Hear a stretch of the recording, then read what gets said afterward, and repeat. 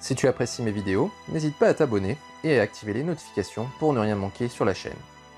Salut tout le monde, bienvenue sur la chaîne Mitrator pour cette vidéo collection numéro 5, vidéo collection qui vient fêter le 2000e abonné. Alors en fait, au moment où je suis en train de faire cette vidéo, on est un peu plus de 2200, donc merci à vous, merci pour votre soutien constant qui fait que la chaîne en est là où elle en est aujourd'hui.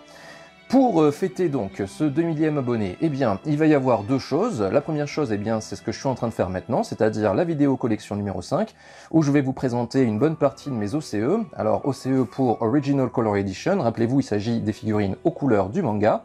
Donc ici, eh bien, je vais vous montrer mes Gold EX OCE, ainsi que mes Marinas EX OCE. Et puis, donc, deuxième chose, pour fêter dignement ce 2000e abonné, eh bien, il y aura un concours qui sera organisé parallèlement pour vous récompenser de votre fidélité.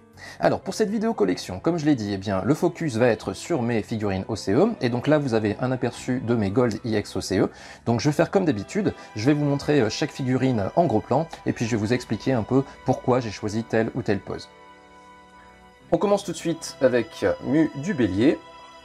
Figurine devenue maintenant atrocement chère, que j'ai mise, vous voyez, dans une pose androgyne, qui sied particulièrement au chara-design de ce personnage. Donc je lui ai mis également le marteau dans la main. Alors rappelez-vous que les outils, le marteau et le burin, eh bien, ne sont pas utilisés dans l'anime, alors que dans le manga, eh bien, c'est ce qu'utilise Mu pour réparer les armures. Donc c'est pour ça que je lui ai fait adopter ici ce petit marteau. Ensuite, eh bien, le dernier arrivé de la famille, à savoir le Aldébaran du Taureau. Alors, Aldébaran du Taureau, comme vous le voyez, que j'ai mis dans une position un peu atypique, puisque j'ai abandonné les bras croisés pour celui-ci, pour favoriser une pose avec point vers l'avant et point sur la hanche. Bon, si j'ai choisi cette configuration, c'est d'abord parce que tous mes autres taureaux EX eh bien, sont avec les bras croisés, donc par souci de variété, il me fallait absolument changer. Et puis je trouve que cette pose-là eh bien, renvoie bien la puissance du personnage. Donc pour l'instant, eh bien, je suis plutôt assez satisfait de ma pose. On arrive maintenant alors, sur les deux jumeaux Gémeaux, puisque donc vous avez Saga au premier plan, et puis Kanon à l'arrière-plan. Donc Saga dans sa configuration Evil Saga, en fait c'est le seul exemplaire de Saga que j'ai dans cette configuration-là, donc comme je le trouve plutôt bien dans cette configuration, dans sa version manga, eh bien je me suis dit que ça serait pas mal de l'avoir en Evil sur cet étage OCE. Donc au niveau de la pose, eh bien j'ai choisi une pose un petit peu plus élégante pour Saga. Alors une fois n'est pas coutume, puisque le Saga, le Evil Saga, eh bien il est plutôt brut de décoffrage, assez alpha male on va dire. Et ici, eh bien j'ai voulu un peu trancher avec cet aspect-là, et puis renvoyer un petit peu au moment où Saga est en train d'affronter Seiya. À un moment, il a à peu près cette pose-là. Alors c'est dans l'anime que ça se passe, mais c'est pas dans le manga. Mais il a une pose un peu comme ceci, avec les pieds perpendiculaires. Ensuite, donc à l'arrière-plan, eh bien, vous voyez qu'il y a Kanon. Alors Kanon qui est un petit peu dans l'ombre de son frère, et avec une main qui se dirige vers sa tête, un peu comme si il était en train de le manipuler. Puisque rappelez-vous que le mauvais côté de Saga eh bien, se réveille sous l'influence de son frère. Donc c'est ce que j'ai essayé un petit peu de retranscrire dans cette scène. Remarquez également que Saga tient dans sa main droite de façon un peu nonchalante son casque. Donc je voulais donner cet aspect un petit peu détaché. Ensuite, on arrive sur Death Mask. Alors, Death Mask qui est vraiment une très jolie figurine, de toute façon, même dans sa version animée, hein, c'est vraiment une très belle armure. Et ici, j'apprécie particulièrement cette version OCE, du fait de ses visages que je trouve particulièrement réussis, même plus réussis que ceux de la version animée. Donc c'est une figurine que j'ai chroniquée il n'y a pas si longtemps sur la chaîne, et je vous avais dit tout le bien que j'en pensais. Donc certes, elle n'est pas totalement fidèle au design du manga, mais ça reste quand même une très jolie pièce. Au niveau de sa pose, eh bien, j'ai plus ou moins respecté le Sekishiki Mekaiha avec une petite variante. En fait, il est plus ou moins en préparation de le faire. Ensuite, on arrive sur le fort Aiolia, que j'ai mis dans une position agressive, poing vers l'avant. Donc une position qui lui va très bien. Alors je lui ai mis le visage d'attaque, vous voyez, donc pour être en adéquation avec la pose. Et pour l'instant, eh bien, je suis plutôt satisfait de cette configuration. On arrive sur le grand Shaka de la Vierge. Alors, Shaka que j'ai équipé de son rosaire, comme vous pouvez le voir. Figurine qui n'est pas forcément facile à poser, parce que on a coutume de le voir souvent dans les mêmes positions. Donc là, en fait, je l'ai mis de 3/4, avec là aussi un air plutôt détaché, qui renvoie bien ce caractère un peu hautain du personnage. La figurine n'est pas forcément facile à poser, et aussi du fait de son casque, hein, qui tombe pas forcément très bien sur sa tête. Mais bon, ça reste quand même une très belle pièce, que je suis bien sûr très content d'avoir dans ma collection. On arrive ensuite sur le dernier de cet étage, à savoir le Doko. Alors Doko en maître Roshi. Et puis juste à l'arrière, eh bien, son armure, qui semble un peu lui donner de sa puissance. Alors on est un petit peu à contre-emploi, hein, puisque ça devrait être plutôt le vieux maître qui donne de la puissance pour faire marcher son armure, mais là j'ai voulu un peu symboliser la puissance retrouvée du maître Roshi, qui vient de son armure, qui a gardé son caractère juvénile. Alors pour réaliser cette configuration, eh bien, j'ai eu besoin d'un kit Ghost, donc c'est ça que vous retrouvez au niveau de la tête et au niveau des mains, donc kit que je vous avais montré également sur la chaîne sous la forme d'un tuto. J'aime beaucoup cette configuration, je trouve qu'il y a une petite histoire qui se dégage de celle-ci. Voilà donc pour cet étage. Voilà pour la vision d'ensemble. Et on va passer à l'étage suivant. Première figurine de cet étage, il s'agit du Scorpion IX OCE. Alors remarquez qu'il a un peu le syndrome que j'ai décrit il n'y a pas longtemps, à savoir les jambes en X. Donc il va falloir que je lui applique le tuto numéro 13, hein, que j'ai mis récemment en ligne. Figurine très sympa de par son apparence. Vous voyez que dans cette pose, eh bien, ça renvoie bien le côté agressif du Scorpion. Et très sympa également du fait de son prix, puisque c'est une figurine, c'est un peu le produit d'appel de la gamme OCE. Elle vaut dans les 70 € neuve, on peut la trouver encore assez facilement à ce prix-là.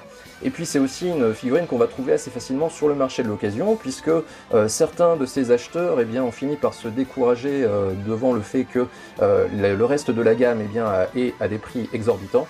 Donc on finit par revendre également cette pièce. Donc si vous désirez l'acquérir, eh bien vous en trouverez assez facilement aux alentours de 60 €. Bon, ça n'enlève rien au fait que cette figurine est quand même très jolie. Ensuite, on arrive donc sur le Aiolos du Sagittaire. Alors, figurine, là aussi, qui coûte une blinde. Très compliqué de la trouver, que ce soit aussi bien en neuf qu'en occasion. Donc au niveau de sa pose, eh bien, j'ai choisi une pose que j'ai voulu pleine de poésie. Le Aiolos, là aussi un peu de façon détachée, avec l'arc posé un peu de façon nonchalante derrière sa tête, et la flèche dans son dos. Voilà. Une très belle pièce. Alors évidemment, elle ne justifie en rien les sommes astronomiques qu'elle atteint aussi bien sur le marché de l'occasion que sur le marché du neuf. Mais c'est une figurine que si vous en faites l'acquisition, eh bien vous satisfera pleinement, je pense. Ensuite, alors on arrive sur une figurine que je vous ai chroniquée il n'y a pas si longtemps sur la chaîne, à savoir le Shura IX OCE. Donc je vous l'ai chroniqué il n'y a pas longtemps, et puis en plus je vous l'ai montré il n'y a pas longtemps dans le tuto numéro 13 dont je parlais tout à l'heure.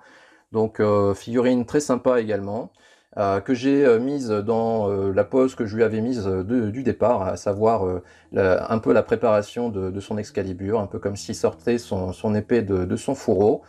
Une très belle pièce également, avec de jolis visages.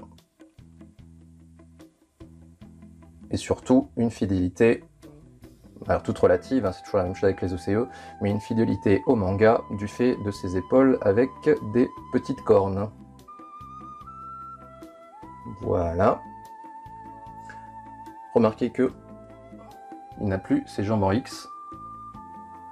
puisque je lui ai appliqué la méthode que j'ai décrite dans le tuto, puisque c'était lui qui m'avait servi de cobaye. Ensuite, on arrive sur le Camus du Verseau. Alors, Camus du Verseau qui a une particularité, c'est qu'il a les cheveux rouge rosé, on va dire. Donc je l'ai mis dans une position d'attaque, plus ou moins en fait, hein. Donc c'est celle du, alors soit du Diamond Dust, ou alors on ne sait pas trop en fait, hein, puisqu'il envoie aussi son courant d'air froid sans forcément donner de nom à son attaque. Donc c'est une pose qui lui va très bien. Alors, éventuellement on peut aussi le mettre avec une main vers le haut, un peu comme s'il était en train de préparer son courant d'air froid. Mais souvent ça nécessite l'ajout d'une petite bille ou alors d'une sorte de petite feutrine blanche. Enfin bref, je trouve que c'est pas forcément facile à mettre en œuvre, alors que ça, eh bien, c'est assez aisé. Donc très jolie figurine aussi, qui reste encore plus ou moins abordable. Mais bon, on n'est pas dans des prix du Scorpion OCE, mais on n'est pas non plus dans le prix du Bélier OCE. Voilà, alors remarquez que, petite subtilité, hein, cette figurine dans sa version manga a des brassards. Donc si vous voulez vraiment respecter le manga ici, eh bien il faut lui mettre ces petits brassards, contrairement à la version animée. Alors, la version animée en tout cas dans la partie sanctuaire, où Camus ne porte pas les brassards. Mais dans la partie du Nikyuhen, eh bien dans sa version surplis, il faut lui mettre, puisque ceux-ci apparaissent. Donc voilà pour ce Camus.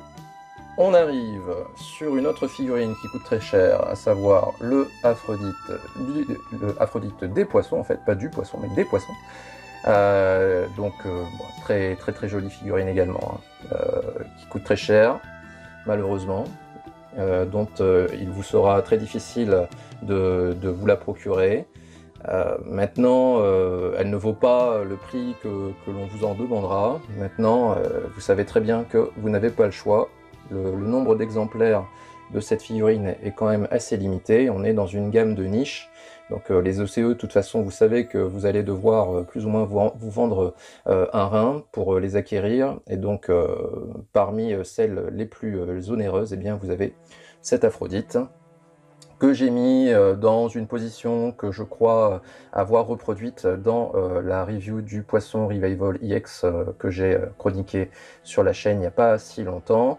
Je crois que je l'avais mis dans une position quasi identique, qui renvoie bien ce côté androgyne de Aphrodite, avec cette touche d'élégance qui le caractérise. Voilà. Et puis on arrive sur le dernier de cette rangée, donc le fameux Ulysse du Serpentaire, Ophusius, c'est comme vous voulez, Ophusius, Ophiuchus d'ailleurs, c'est comme vous voulez. C'est la seule figurine qui n'est pas en version Bandai de cette collection, enfin de ces deux étages, tout simplement parce que je ne l'ai pas acquise au moment où elle était encore à un tarif entre guillemets abordable. Enfin, quand je dis abordable, elle valait 200 € je crois dès sa sortie, donc moi ça m'avait vraiment embêté de mettre cette somme là. Et puis après, au moment où je me suis dit, bah allez, tu vas peut-être quand même l'acheter, elle valait déjà 300 €, alors j'ai reculé encore, je me suis dit non, je vais attendre que ça baisse. Maintenant elle vaut 400 ou 500 €, donc il est hors de question que je mette un tarif pareil pour acquérir une figurine de cet acabit, et puis surtout avec l'intérêt qu'elle soulève. Donc pour l'instant, eh bien, à moins d'une occasion incroyable, d'un miracle qui viendrait à se présenter, ça sera a priori la seule version que j'aurai dans ma collection OCE qui ne correspondent pas à la version officielle.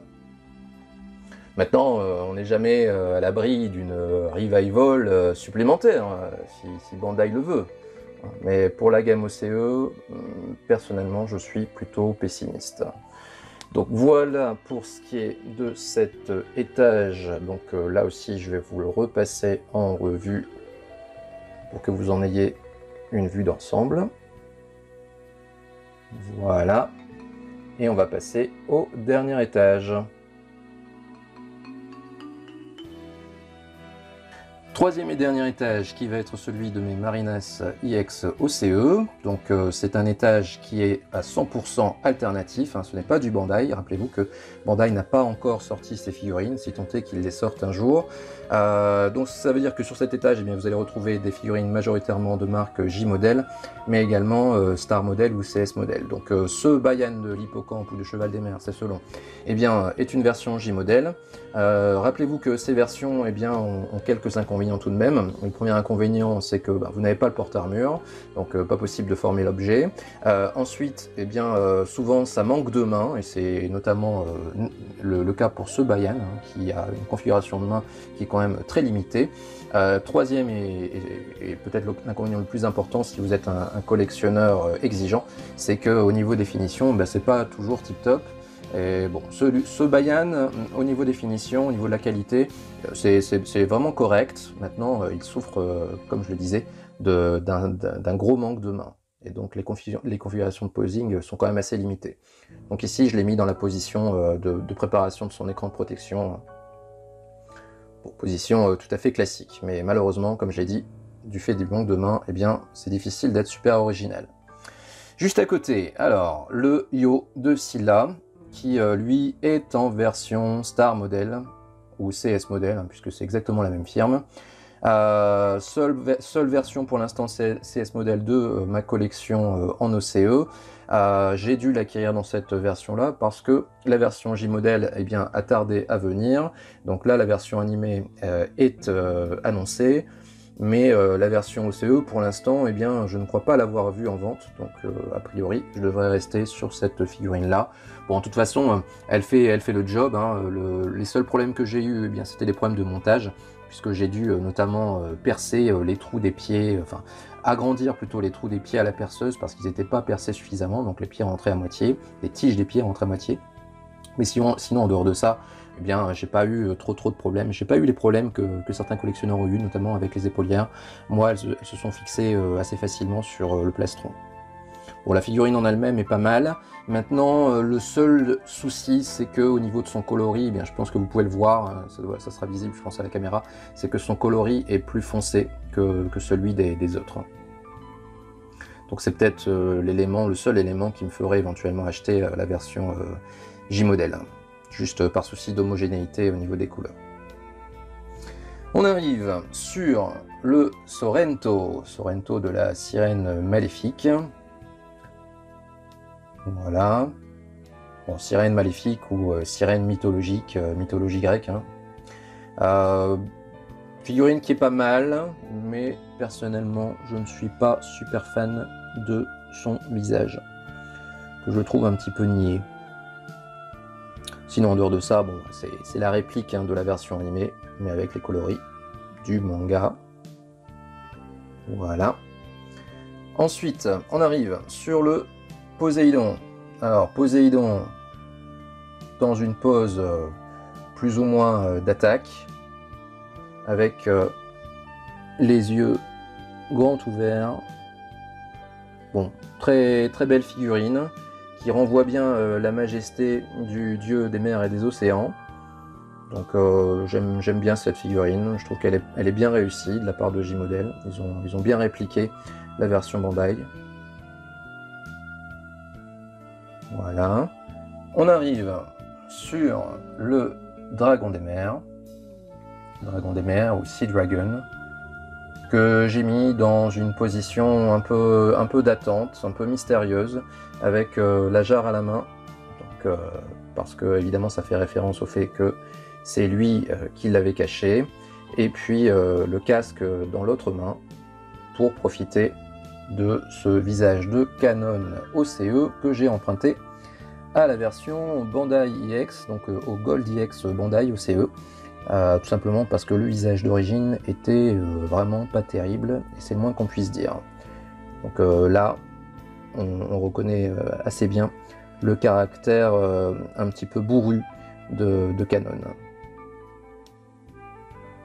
Donc voilà pour cette figurine. Donc j'ai pas voulu lui mettre à nouveau le visage ombré, puisque il apparaît déjà dans cette configuration dans ma collection animée. Et on arrive sur le dernier, en tout cas à ce jour, de la bande, à savoir le Krishna de Krishaor, que j'ai mis là aussi dans une position agressive. Bon, c'était encore une fois par souci de variété, hein, pour trancher un petit peu avec les poses classe que l'on connaît pour le personnage. Donc voilà pour ce qui est de ce choix de posing. Bon, jolie figurine également. Qui elle n'a pas eu vraiment les problèmes d'articulation, enfin en tout cas moi me concernant, que j'ai soulevé tout à l'heure. Donc voilà pour ce qui est de cet étage, qui donc n'est pas complet, hein, puisque vous le savez, il manque le Kasa qui n'est toujours pas sorti de toute façon par Bandai, donc on n'espère pas que les marques alternatives vont le faire avant que Bandai le sorte.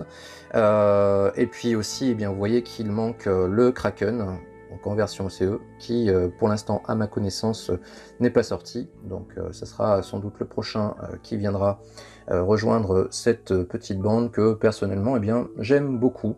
Je suis vraiment content de les posséder.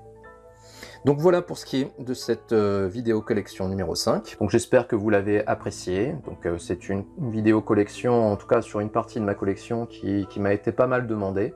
Donc j'espère qu'elle aura répondu à vos attentes et puis qu'elle vous aura éventuellement donné des idées de posing. Voilà les amis, donc je vous laisse là-dessus, et puis je vous dis à très bientôt, donc sans doute au moment où je vous parlerai du petit concours, donc je vous y attends nombreux. À bientôt.